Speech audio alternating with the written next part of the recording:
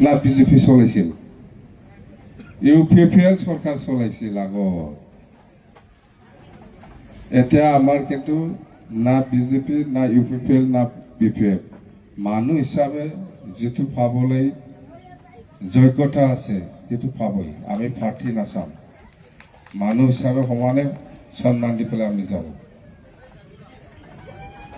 নাকি কলেজ এতিয়া ডক্টৰ হিমন্ত বিশ্ব শৰ্মা ডাঙৰীয়া অসমৰ মুখ্যমন্ত্ৰী ইয়াত কলেজ দিছে।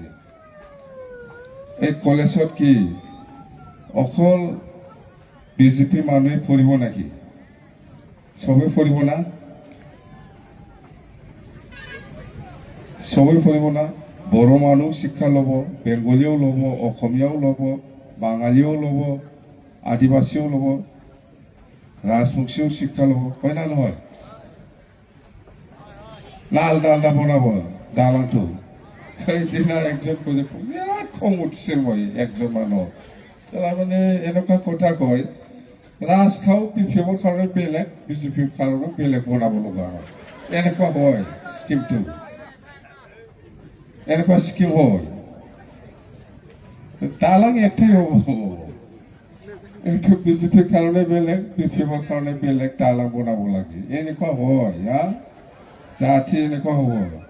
একটাই দালান, একটাই স্কুল না, একটা কলেজ, সবে এই কলেজত যাব। একটা দলং, এইটো দলং দিয়ে কোন কোন যায় এতিয়া?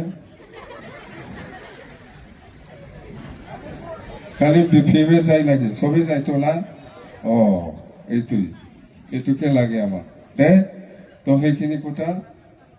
নিৰ্বাচন আহি আছে 13 তাৰিখত নৰেন্দ্ৰ মোদী ডাঙৰীয়া ভাৰতৰ প্ৰাইম মিনিষ্টাৰ আহি আছে, যাব না নাই?